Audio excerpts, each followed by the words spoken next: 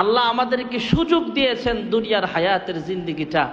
আমরা যদি দুনিয়ার হায়াতের জিন্দেগিটা আল্লাহর নাফরমানি করে কাটাই, নাফরমানি যখন বেড়ে যায় তখন আল্লাহ আমাকে ধমক দেয়।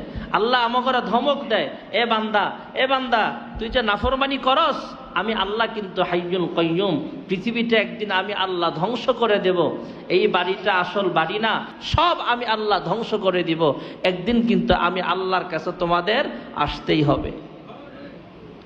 এই জন্য মালিকের দরবারে শুকরিয়া আদায় করি যে আল্লাহ তাআলা যে আমাদেরকে আজকে ভয়ঙ্কর ভূমিকম্প হওয়ার পরও ভয় পাইছি আমরা, এই ভয়টা মরণকে ভয় না পায়া আল্লাহকে ভয় করেন, ভালো হয়ে যান, ভালো হয়ে যায় আমরা।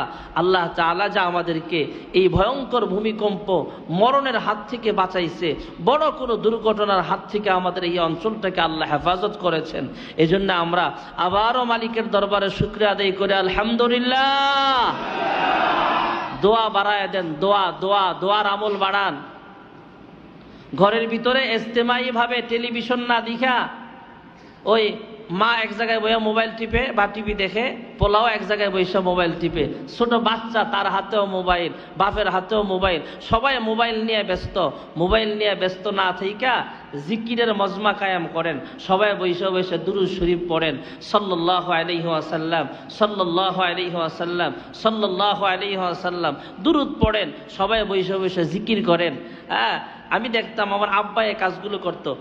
আমার আব্বা যখন জিকির করতেন তখন আমাদেরকে বসায় রাখতেন, এই জিকির কর বসে বসে। তখন আমরাও বসে বসে জিকির করতাম। তো মারাও বলতো, তুমি রান্না করো আর ঠোঁট লড়ায় লড়ায় আস্তে আস্তে জিকির করো। জিকিরের মজমা ঘরে কায়েম করেন। নামাজের টাইমে সবাইকে বলে আসবেন নামাজ। আমি হাজি সাহেব, আমি গাজী সাহেব, মসজিদে আসলাম, আমার বিবি নামাজ পড়ে না, আমার মেয়ে নামাজ পড়ে না, এদেরকে দাওয়াত দিয়ে আসবেন। ঘরটাকে গুনাহমুক্ত করেন, আস্তে আস্তে ঘরটাকে গুনাহমুক্ত করেন, নচেত আরো ভয়ঙ্কর ভূমিকম্প হওয়ার সম্ভাবনা আছে।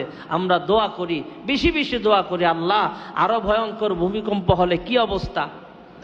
5 সেকেন্ড 6 সেকেন্ডের ভূমিকম্পে যদি এই অবস্থা হয়, 10 সেকেন্ড হইলে, 1 মিনিট হইলে, আল্লাহ তাআলা যেন আমাদের দেশ সহ গোটা বিশ্বটাকে এই ভয়ঙ্কর ভূমিকম্প থেকে হেফাজতে রাখা, সকলে বলে আমিন।